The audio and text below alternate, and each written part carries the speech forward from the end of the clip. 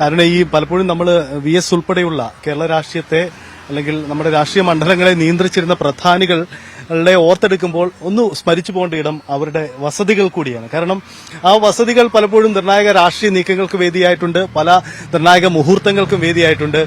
ഇപ്പൊ ഉമ്മൻചാണ്ടി മുൻ മുഖ്യമന്ത്രി, അദ്ദേഹം മരണശേഷം അതിനു മുമ്പും അദ്ദേഹത്തിന്റെ പുതുപ്പള്ളിയിലെ ആ വീട് എത്ര കണ്ട് വലിയൊരു ഐക്കണായി, ഇപ്പോഴും അത് ഐക്കൺ തന്നെയാണ്.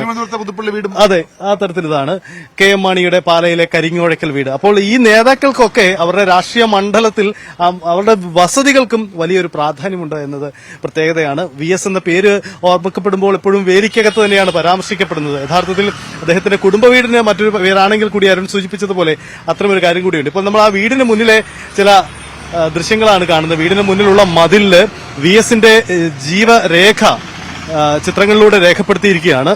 AKGക്കൊപ്പം VS നടന്നിരുന്നു. VSന്റെ ആ ഒരു ശൈലി, പിന്നിൽ കൈകെട്ടി ജൂബ ഇട്ട VS AKGക്കൊപ്പം നടന്നിരുന്നത് വളരെ പ്രശസ്തമായ ചിത്രങ്ങളാണ്. സമരരംഗത്ത് AKGക്കൊപ്പം തോളോട് തോൾ ചേർന്ന്, AKG അദ്ദേഹത്തെക്കാൾ കുറച്ചുകൂടി സീനിയറാണ്, പക്ഷെ ആ സമയത്തൊക്കെ തന്നെ VS വലിയൊരു നേതാവായി മാറിക്കഴിഞ്ഞിരുന്നു. ഇത് തൊട്ടടുത്ത ചിത്രം സഹിത്ത് അദ്ദേഹത്തിന്റെ കുടുംബ ബന്ധങ്ങൾ, അദ്ദേഹത്തിന്റെ ആഴം, പ്രത്യേകിച്ച് സഹോദര ബന്ധമൊക്കെ, ആഴിക്കുട്ടിയാണ് അദ്ദേഹത്തിന്റെ സഹോദരി ആഴിക്കുട്ടിയുടെ ഉള്ള VSന്റെ ആ ചിത്രം, അതുപോലെ വളരെ ശ്രദ്ധേയ ചിത്രമാണ്. ഇത് മറ്റൊരു സമരരംഗമാണെന്ന് തോന്നുന്നില്ല. EK നായനാർ ഉൾപ്പെടെയുള്ള ചില മുഖങ്ങൾ നമുക്ക് കൃത്യമായും ഉണ്ട്. EK നായനാരുണ്ട്, VS മുൻനിരയിൽ EK നായരുണ്ട്, EMS ഉണ്ട്.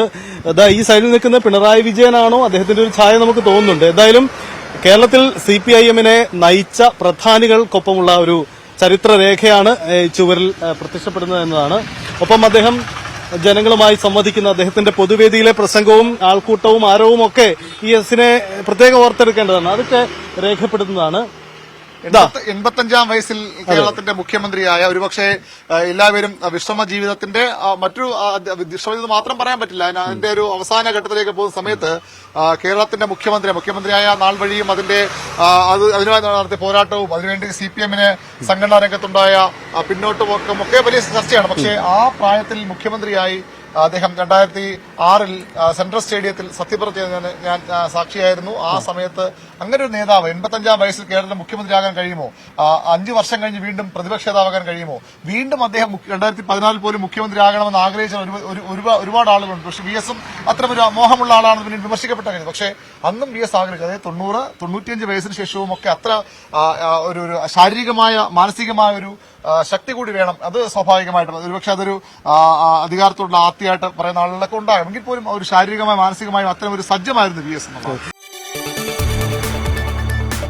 കൂടുതൽ വാർത്തകൾക്ക് News 18 Keralam YouTube channel subscribe ചെയ്യുക.